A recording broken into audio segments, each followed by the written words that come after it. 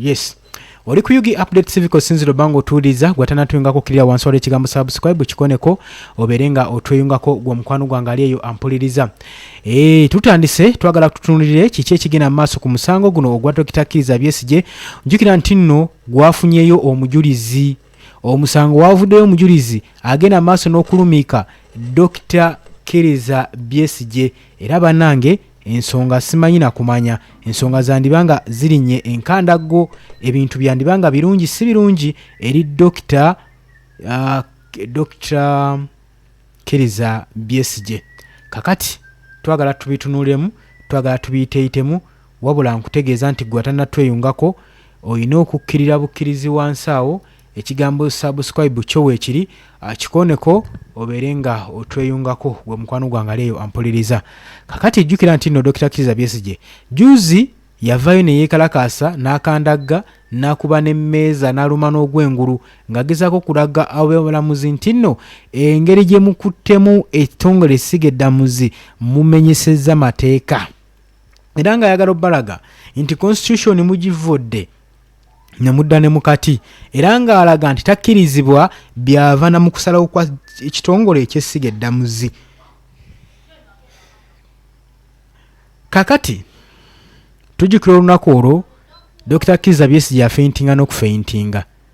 Ngenda kubanga ndukuwa olunaku olwo naawe olabe ebyali bigenda mu maaso gwe mukwano gwangali eyo ampuliriza. Nga bwe nakugambye nti oli ku Yugi Update TV kosinzira okubanga otuwuliriza bintu birungi si birungi eri ku side eya Dr. Kizza Besigye gwe mukwano gwangali eyo. Kakati njagala tugende maaso n'okubeera nga tutunuulira akatambi kano. Njagala tugende maaso n'okuba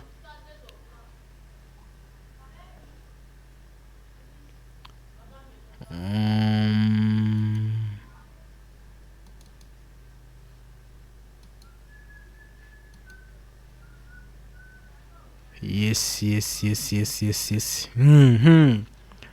Embeera eyo nkafunye embeera bweto yali musango gwa Dr. Kizza Besigye era wekyayimiridde.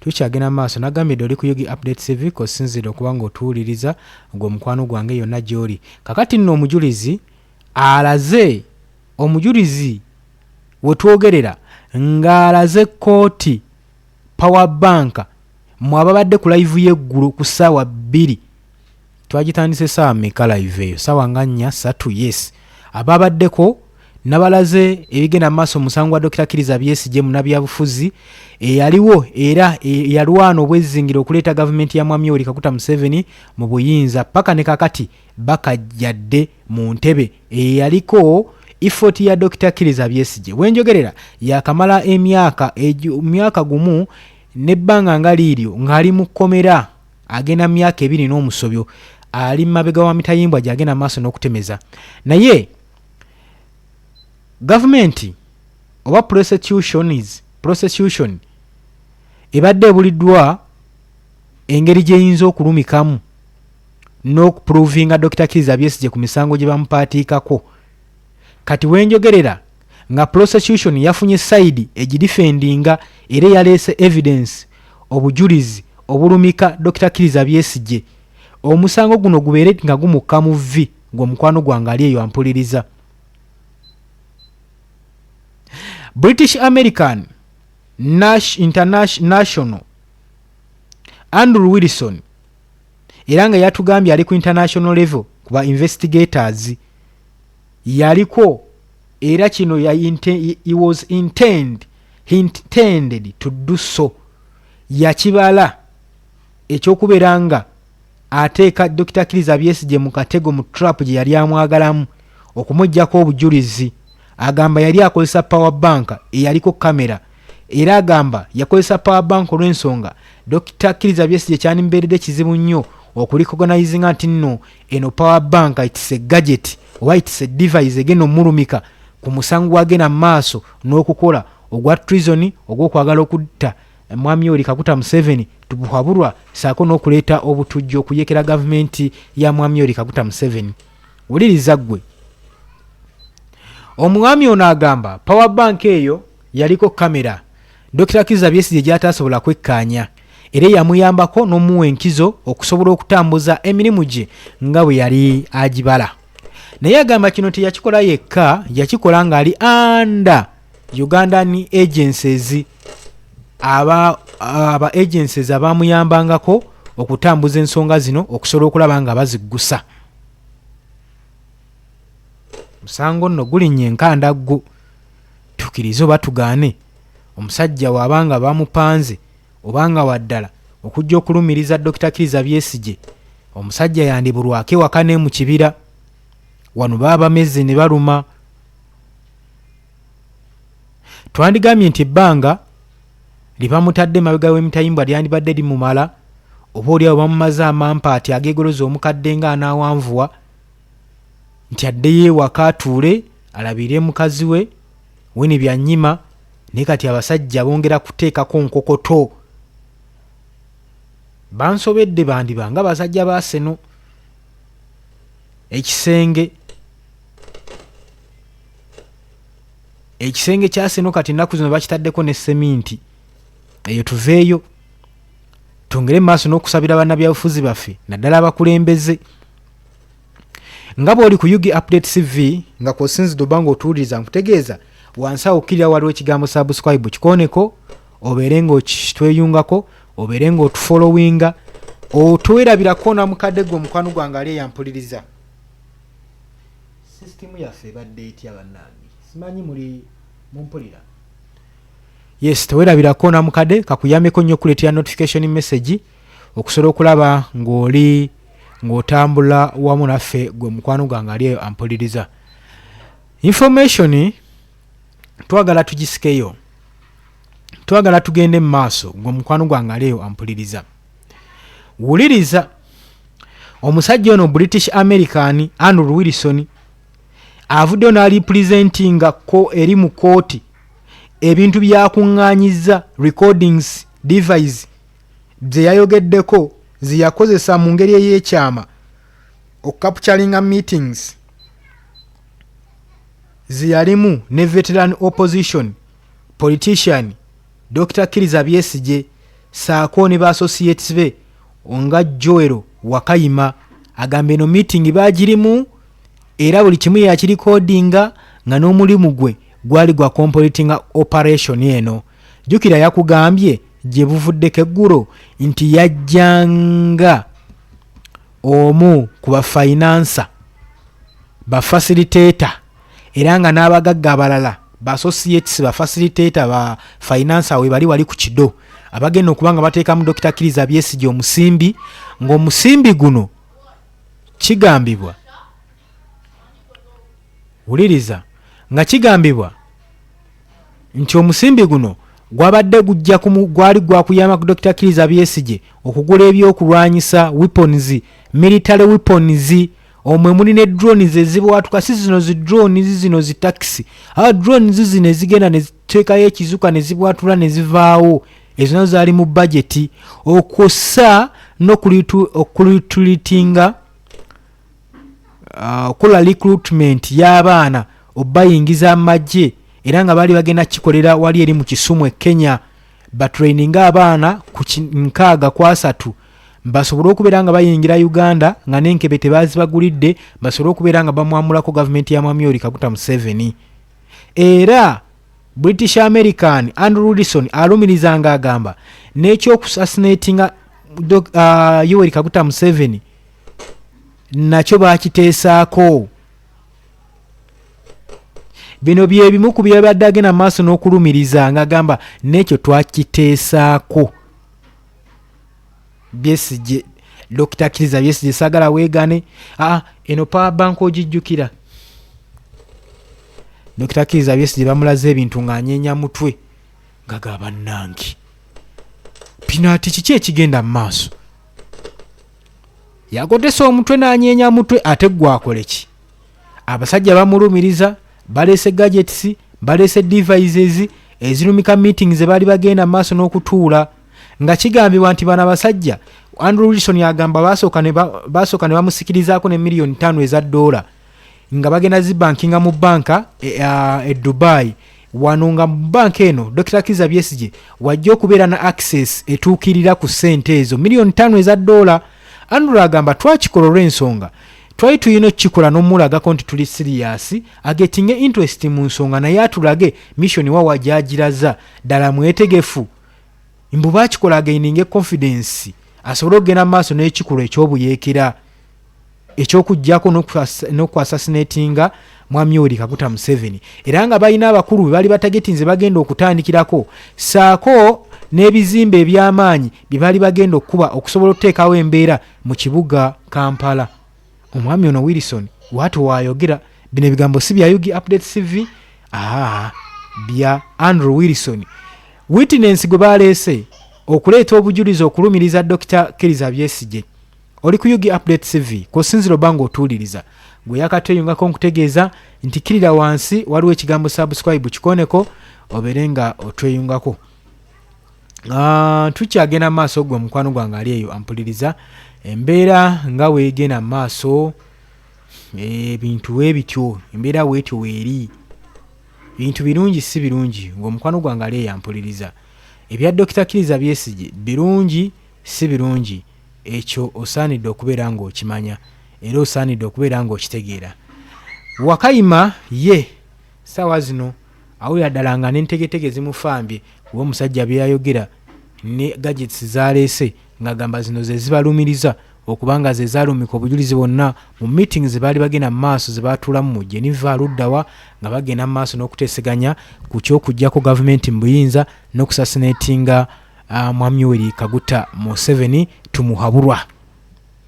Sharing a video Olivia Fatuma webale kubeerako nkulabye ogamba otya okola kyamaanyi nnyo webale kujja mu comment section kansubire nti ebintu bikutambulira bulungi nnyo.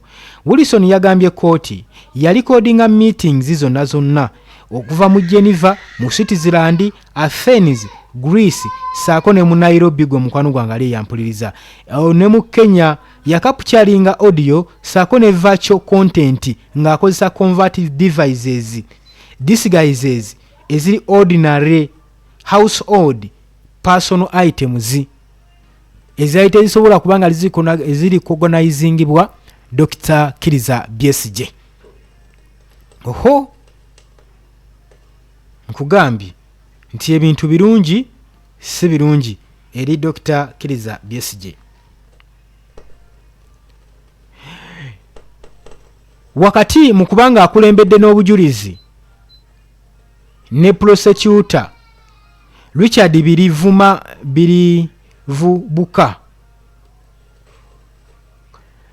Birivubuka Wilson nga presentinga convert camera disguises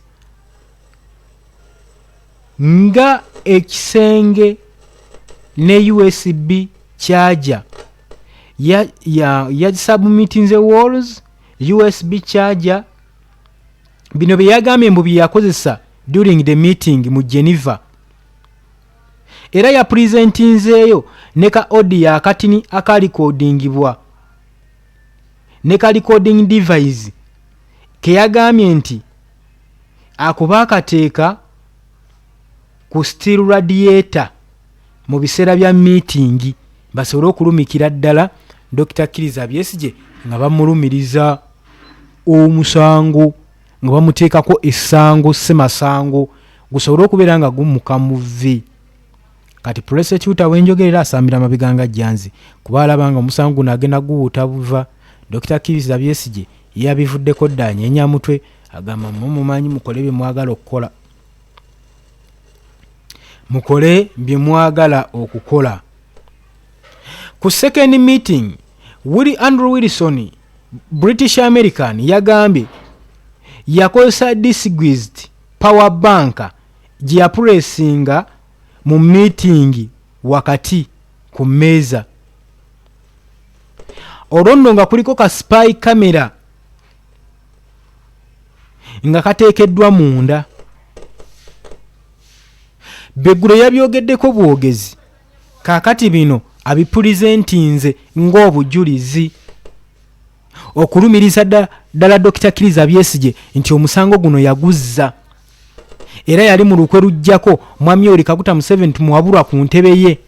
Jukira nagambye n'entebe eriko ebizibu eriko enkaayana liringa ttaka ly'ababulooka. Entebe eno yo Uganda jukira nti nno agiwangula mulala agituulamu mulala kyokka ne gwe baagala oggiwa mulala ate tebakwatibwa nsonga kale katugiwemu oli yawangula waliwo omulala gwe baagala ogisikisa baagala gifuula yansikirano mbu ffe katugende mu maaso kakati entebe eno yekazalabirwa. Entebe eno yeviiriddeko okubanga Munnayuganda ojeezebwa, Munnayuganda okinyizibwa buli wonooyogerako, yeviiriddeko okubanga constitution y'eggwanga Uganda tatinzibwa, buli kadde n'akwatibwamu ebintu bya ntebe. Kati weebuuze ki kiri mu ntebe? Gavumenti ya NRM mu bintu byesobola okukola kino njagala okitegeere leero, basobola bali determined nnyo okuprotectinga obuyinza bwabwe lyano okuprotectinga eggwanga lyabwe libakulembera.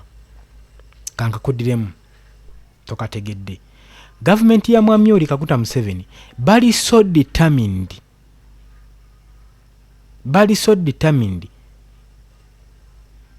okuprotectinga obuyinza bwabwe bwe balimu, okuprotectinga entebe y'obukulembeze obuyinza than okuprotectinga eggwanga lyabwe. Tebakiina.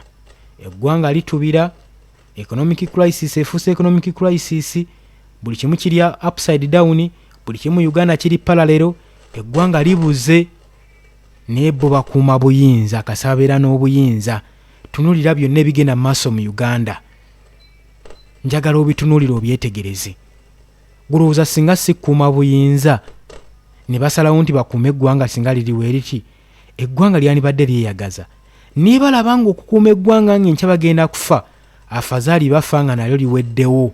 Balowooza nti mu kufa kwabwe, era tugenda mu maaso kwegamba tugenda mu maaso n'okulumiriza mmwe abalina endowooza ezigamba nti we mufa mujja kufa n'eggwanga lino, eggwanga mujja ddirekawo. Ssabakulembeze baffe tubasaba mugende mu maaso n'okukola bye mukola nga musinziira mu buyinza bwammwe bwe muyina, nga mukola emirimu egisaanidde okubeera nga gikulaakulanya eggwanga lino n'okununula eggwanga lino, kubanga mwalisangawo singa abaalisookamu baaliragajjalira nammwe temwandirisanze, era mwaliyagaliddemu ebisinga ne mubyonoona, ebisinga bibalemye okuzzaawo ne bye muzzaawo tebiwangaala, bibasooka okuvaawo. Kakati ffe ekyo bannayuganda kitugenda maaso n'okubanenyaako. Wuliriza ggwe mukwano gwange ali eyampuliriza, naye nga saagala kulandagga nnyo eyo kutatuveeyo, naye nga wabula kyengezaako kulaga nti Andrew Wilson agenda maaso n'okulumiriza Dr. Kizza Besigye. Golowooza mu musango guno Andrew Wilson yaleeteddwa nga mujulizi, ebyayogera biri fabricated oba bya ddala? Ojja kujja mu comment section otuteerewo endowoozayo okusinziira ggwe ebintu nga woobiraba. Wilson era yagambye kooti, ekyo nkimaze nti yagambye kooti yakozeseza records devices saako ne necklace, nga necklace gye yateeka ku bulago ku nsingo, yakozesa ka device ke yayambala mu bulago nga necklace okusobola okulaba ng'era alumika meetings zino zonna zonna ze batambulirangamu ne Dr. Kizza Besigye. Era agamba waliwo ekyali kirabika nga laptop a tear drop, yes tear drop, era nga kungulu kwakyo waliwo akantu akabikkula kiyakozesanga okukyajinga n'okuattractinga information. Wilson agamba kooti ng'agenda mu maaso n'okudescribinga device eno, abannyonnyola 4 na 5 abagamba bye mbagamba si byanjwanjwa, bye mbagamba mbyekakasa. Device eno yaliwo era buli kimu nze yakikozesa ne Dr. Kizza Besigye, era nkiwe ebimu abijjukira bulungi nnyo. Kakati wano ng'agenda mu maaso n'okulumiriza ng'agenda mu maaso n'okukozesa devices agamba mbu ng'ono alumika meeting, olwo lwonna nga yembu akenekabo kenesi jukira nti mu kusooka yatugambye yajjanga finance ne banne abalala ba associates ba finance banne baliwo ku kido ng'enjogera y'ennaku zino weegamba nga balindiridde bo mission baali oba bagimanyi oba tebagimanyiko awo nange simanyi bino nno bitunuulikika ng'ebintu bya katemba ng'ebya firimu. Wilson yaclaiminze ng'agamba ya transferringa records material eri Power Bank ya presentinga mu kooti bagenda mu maaso n'okumulumiriza kati ebisinga saagala kuddayo nnyo era ng'agamba twali twetaagisa we need to transfer the information because I travelled a lot and I did not want to be found with material that suggested plans to overthrow the government or dealing in a illegal currency. Wilson yagamba mwabagamba nti ndi mbifabricatinga kyali kitwetaagisa okutransferinga information eno ogidwayo ogijja mikono gyaffe olw'ensonga nali ntambula nnyo era saayagala abantu balala kunsinkana ne information ey'amakulu ng'eyo mu pulaani ez'okusuula gavumenti era nga saagala kukwatibwa kundaba nti nali ndiringa mu illegal currency. Kati lwaki atugamba yali tayagala mukwata na information ng'ekyo ate nga atugambye mu kusooka yatugambye nti tiyakolanga yekka yakolanga ne ba Ugandan agency ab'ebyokwerinda baali bakimanyiko mission operation gye yali aliko. Kaki kyanibadde kitiisa Wilson ng'ate ali ku mulimu gwa gavumenti ate wano ng'agamba mbukyali kimwetaagisa they needed to transfer the information because he travelled a lot and he did not want to be found with materials that suggested plans to overthrow the government. Yayitagala kukwatibwa kumulaba nga adiringa mu illegal currency nga ina information eraga nti nno bali ku plani ejjako esuula gavumenti oba ejja kuyinza ku gavumenti. Wilson presenting a device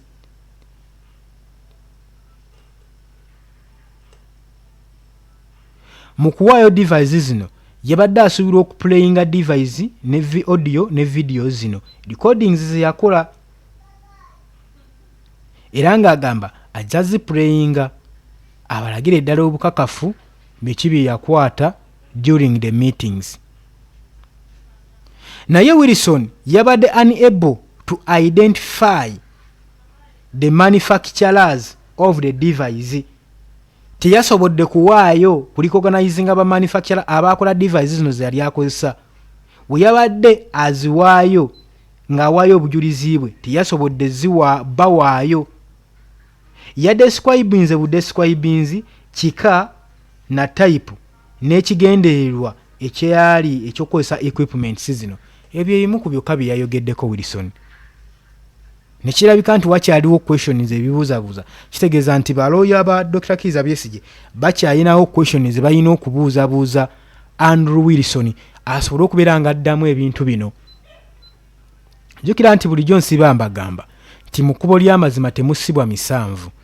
Kati katulinde tulabe ddala Wilson agenda presentinga obujulizi audio ne video anazi presentinga mu kooti nga bw'agamba. Ekyo buli muntu kyalindiridde okulaba mu kooti nti oba ddala kituufu Wilson anaasobola okubeera nga asubmittinga audios ne videos zino mu kooti ezirumika n'ezirumiriza Dr. Kizza Besigye.